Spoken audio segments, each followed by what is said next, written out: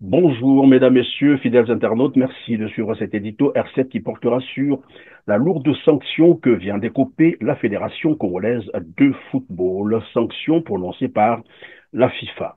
Quand la politique se mêle du sport, le résultat est généralement catastrophique et sans appel. Vous avez certainement appris comment le beau-fils du tyran de Brazzaville vient de plomber le sport congolais. La décision est tombée, c'est la circulaire de la FIFA numéro 1922 du 6 février 2025 portant suspension de la Fédération congolaise de football à compter du 6 février 2025 jusqu'à nouvel ordre avec effet immédiat.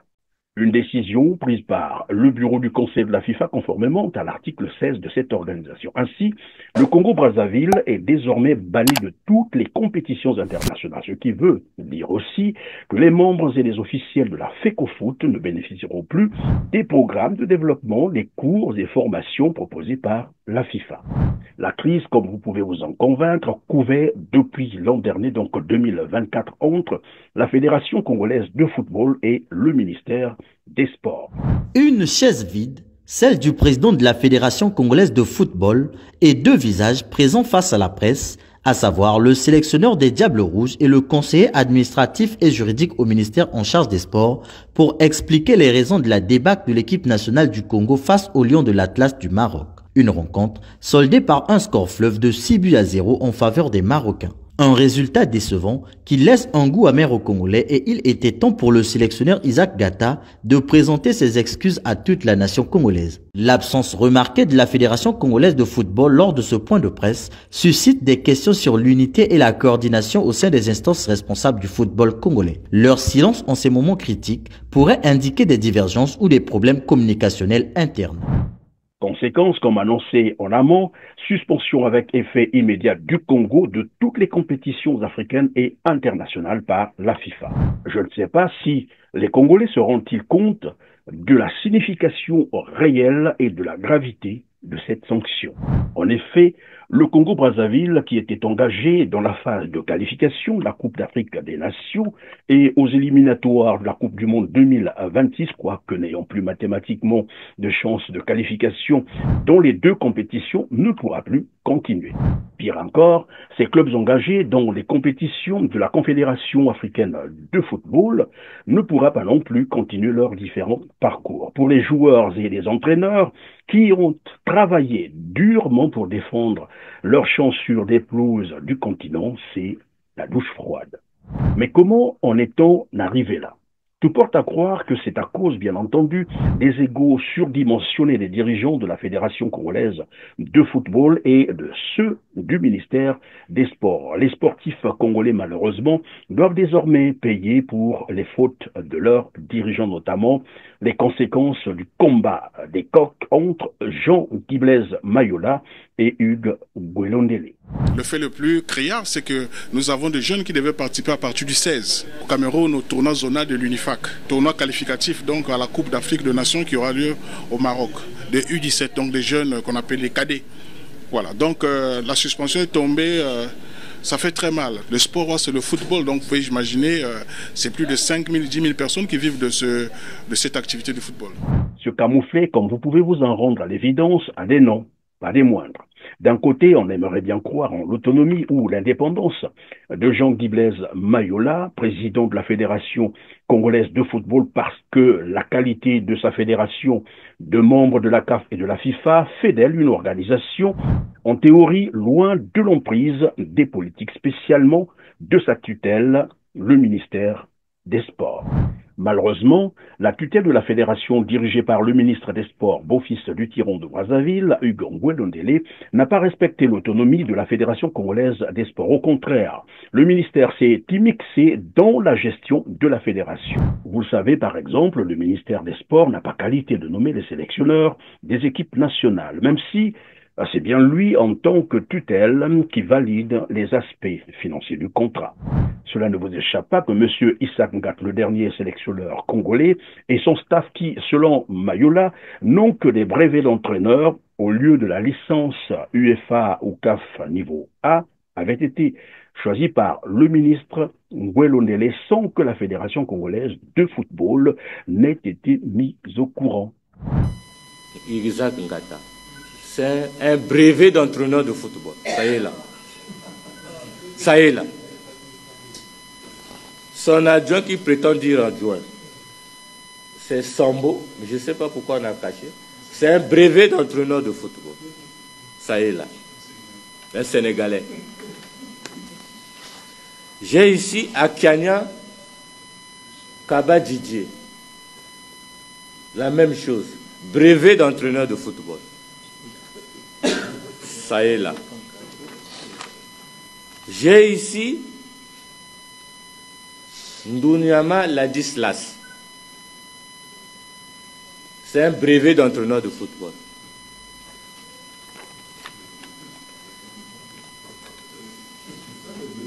Et alors, qu'est-ce que vous attendez à tout ça? Des gens n'ont que le brevet. Et pour Ndunyama, je le félicite pour avoir arrivé à ce niveau, parce que je crois qu'il m'avait vu à Paris ou ici. Il m'a écrit, il me dit non, président, moi je voudrais faire une expérience avec l'équipe nationale jeune. C'est Ndunyama. Lorsqu'il est venu même enterrer son père ici, il dit je veux faire une expérience avec l'équipe nationale des jeunes. Mais les gens les bombardent à l'équipe A. Je fais quoi? J'observe. C'est là que le torchon a commencé à brûler entre Hugues Nguelo Ndele et Jean-Blaise Mayola. En fait, le ministère des Sports a toujours cherché à comprendre et à savoir comment la Fédération congolaise de football gère-t-elle les subventions de la FIFA. C'est quand même près d'1 milliard de francs CFA, et celle bien entendu de la Confédération africaine de football, c'est un demi-milliard, pratiquement 500 millions de francs CFA. Vous avez compris le vrai problème? C'est l'affaire Lokoto Mbongo. C'est là le vrai problème. Mais comme le président de la Fédération congolaise de football, Jean-Guy Mayola, n'est pas du genre à se laisser influencer, une fin de non-recevoir sera opposée à Hugues Nguelo Ndele.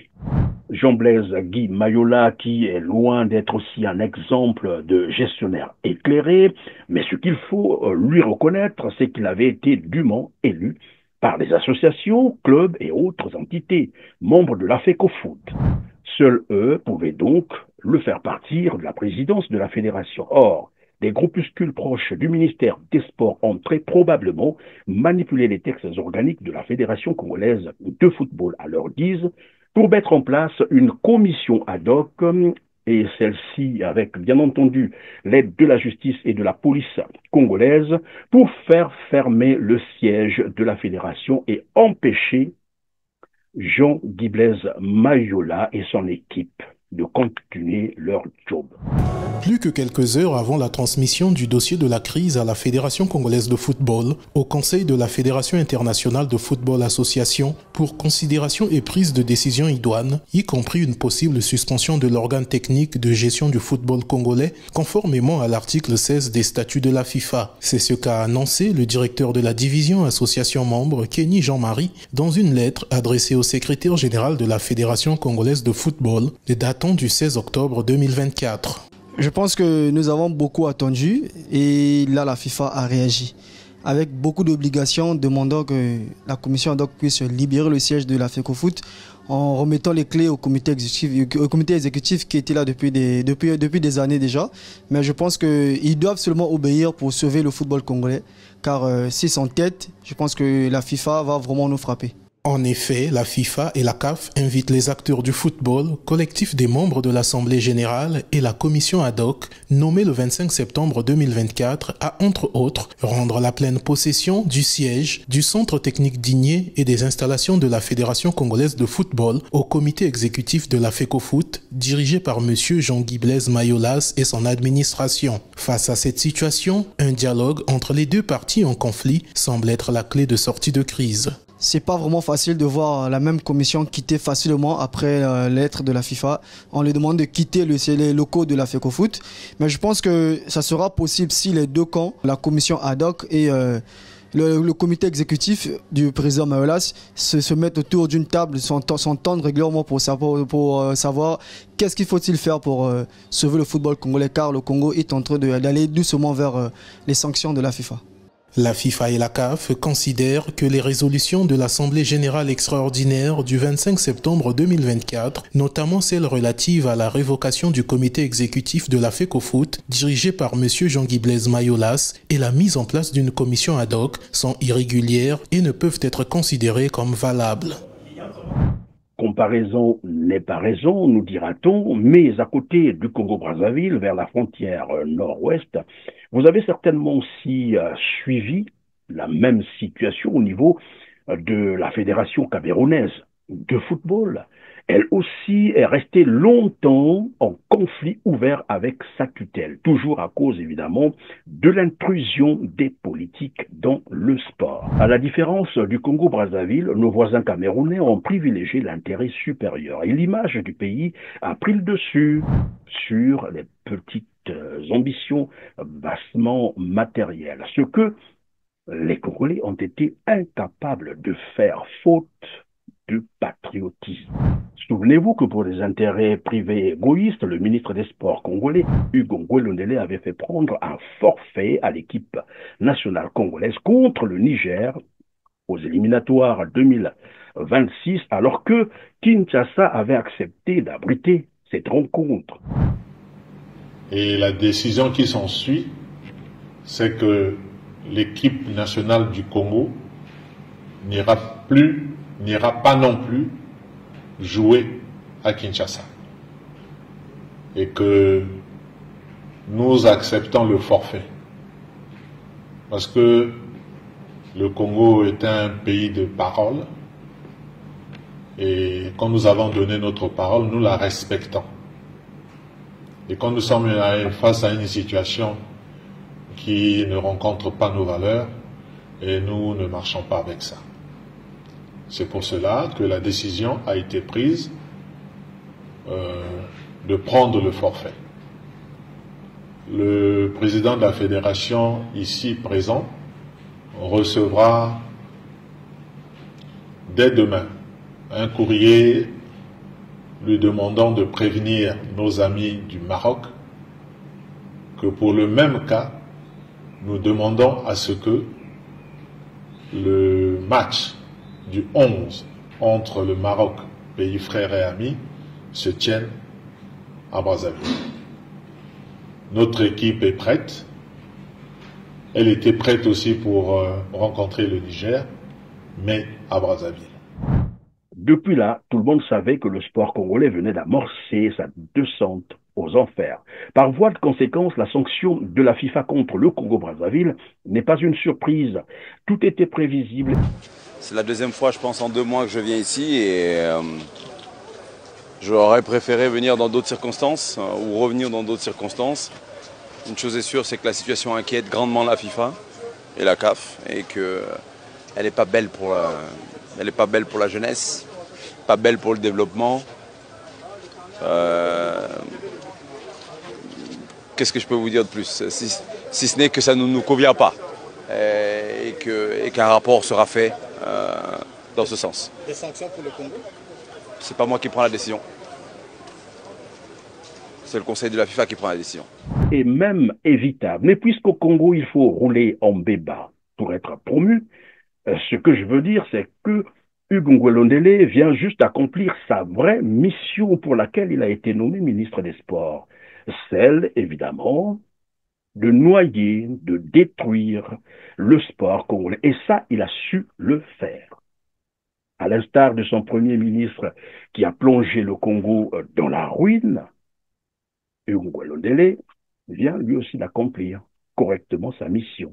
Et donc, après le système éducatif qui est à terre, le système de santé pareil, pas d'eau potable, pas d'électricité stable, maintenant c'est le sport congolais qui vient d'être plombé. Que reste-t-il aux Congolais? Et d'ailleurs, sur la toile, nombreux se posent la question de savoir ce que Hugo Ngouélondélé a déjà réussi dans sa carrière et de conclure que le seul mérite qu'il aurait, c'est d'être le beau-fils du tyran de Brazzaville, Sassou Nguesso. Voilà comment fonctionne le Congo-Brazzaville, des nominations par affinité ethnique, la compétence étant un danger pour le régime de Brazzaville. Mesdames, Messieurs, merci de nous avoir encore suivis aujourd'hui. Cliquez sur le petit pouce en l'air juste en bas de la vidéo, des gestes qui comptent pour nous. Partagez massivement et dites-nous en commentaire ce que vous pensez de cette sanction qui vient d'être infligée à la FECOFOOT par la FIFA. Sur ce, on se dit au revoir et à très bientôt. Merci.